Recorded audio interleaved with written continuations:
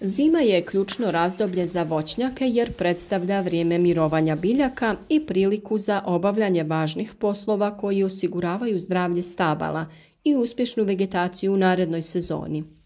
Tokom zimskih mjeseci potrebno je provesti prihranu, zaštitu stabala, krečenje, orezivanje i druge aktivnosti kako bi se voćke pripremile za proljeće.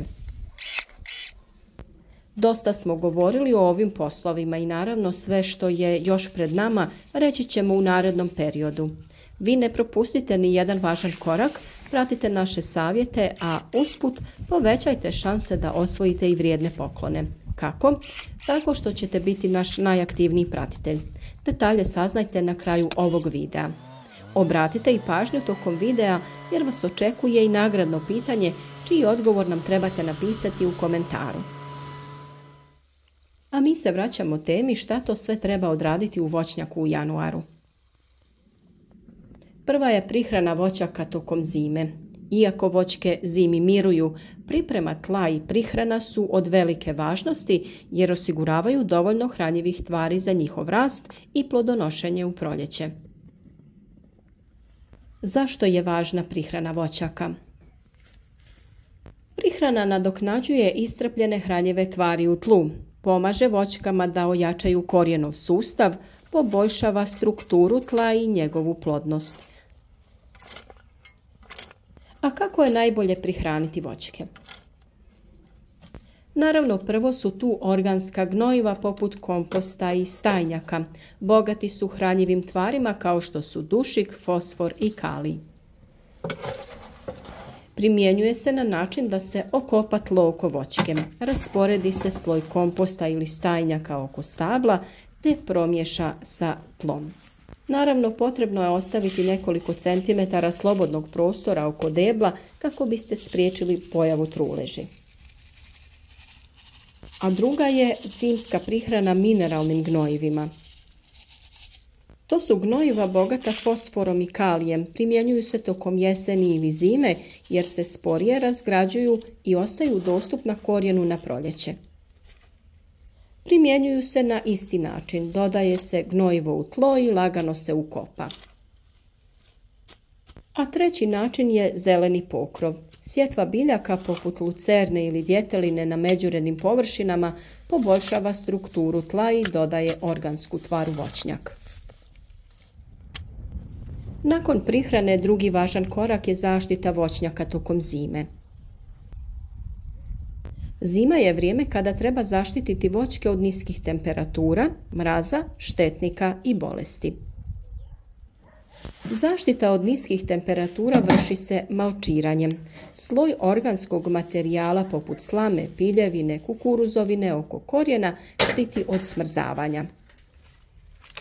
Zalijevanje prije mraza je opcija jer vlažno tlo bolje zadržava toplinu, što štiti korijenov sustav.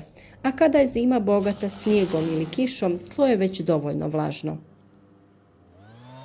Tu je i zaštita od štetnika i bolesti. Prvo je čišćenje opalog lišća, jer ono može biti izvor infekcija poput krastavosti jabuke ili monilije.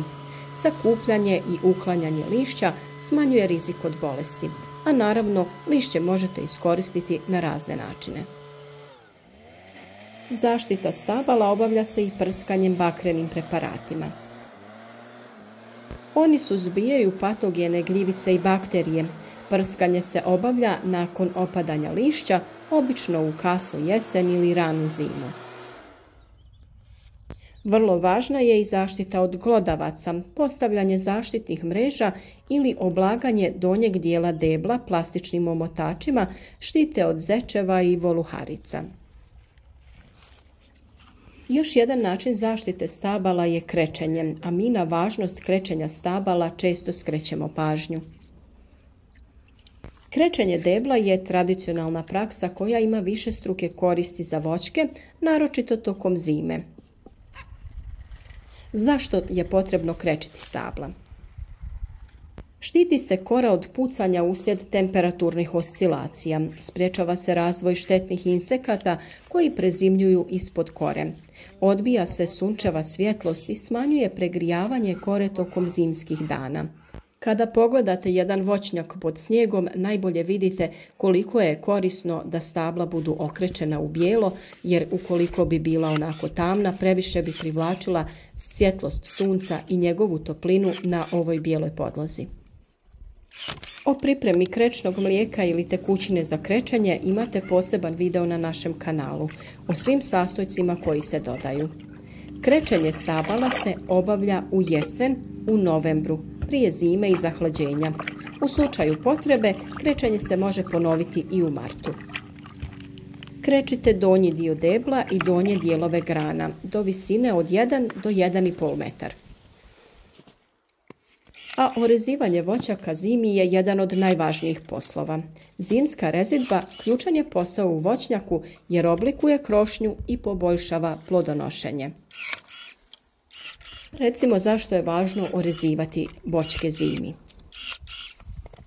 Uklanjanje starih, suhih, oboljelih grana sprečava širenje bolesti. Omogućuje bolji prodor svjetlosti i zraka u krošnju, te potiče formiranje plodnih pupova za iduću sezonu. A sada da kažemo kada je potrebno orezivati voćke. Jabuke i kruške režu se od kraja januara do marta prije kretanja vegetacije. Trešnje, šljive početkom proljeća jer su osjetljive na mraz. Breskve i marelice orezuju se krajem zime ili ranim proljećem. O tačnim i detaljnim informacijama kada je potrebno orezati pojedinu voćnu vrstu pripremili smo poseban video savjet koji će biti objavljen u narednim danima. A kako pravilno orezati voćku? Postoji sanitarna rezidba, formativna rezidba i redukcija krošnje. Sanitarna rezidba uklanja stare, suhe, polomljene i bolesne grane. Formativna rezidba oblikuje krošnju prema vrsti voćke, vretenasti oblik piramida ili slobodna krošnja. A redukcija krošnje to podrazumijeva skraćivanje grana kako bi se potaknulo grananje i plodonošenje.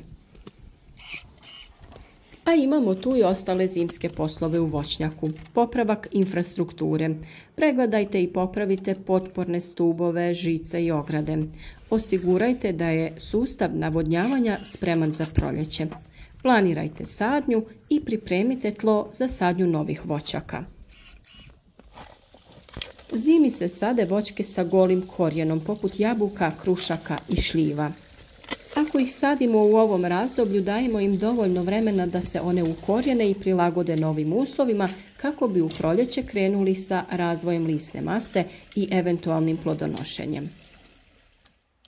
Ukoliko još u skladištu imate voća, redovito pregledajte skladišne plodove na prisutnost truleži ili štetnika.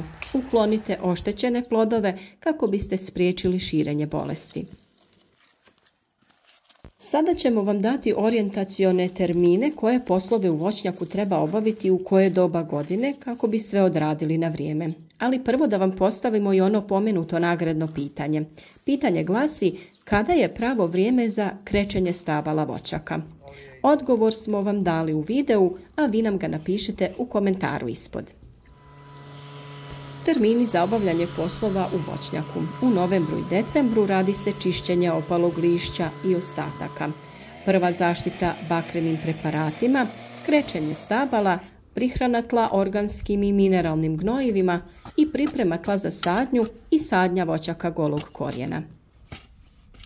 U januaru i februaru radi se prihrana tla organskim i mineralnim gnojivima ukoliko to niste odradili u jesen. Radi se rezidba određenih voćnih sorti i priprema tla za sadnju i sadnja voćaka golog korijena i kontejnerskih sadnica.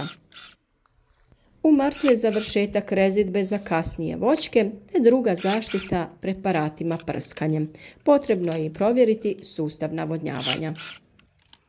Zima je vrijeme kada se trud u voćnjaku ne vidi odmah, ali svaka pažnja i posao uložen tokom ovog razdoblja omogućavaju zdrav razvoj stabla i obilnu berbu u sezoni. Pravilnom njegom tokom zime osiguravate dugoročno zdravlje i produktivnost vašeg voćnjaka.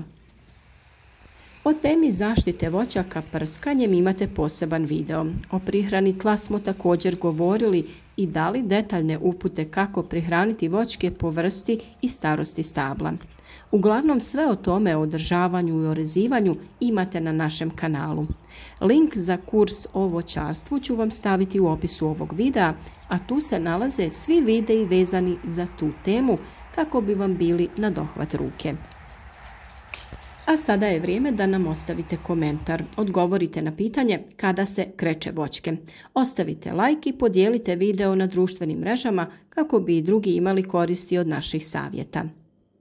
Na taj način ćete nagraditi naš trud i rad, a vaša aktivnost će biti nagrađena na kraju mjeseca januara kada smo za one najaktivnije pratitelje pripremili vrijedne poklone. Tu su akumulatorske škare za orezivanje Stihl ASA 20, sadnice voćaka, alati i druga iznenađenja. Družite se s nama, saznajte korisne savjete i upute, a usput osvojite i vrijedne poklone. Hvala vam na podršci, drago nam je što ste uz nas u ovako velikom broju. Želimo vam puno uspjeha u radu, obilje zdravih plodova i sretno svima!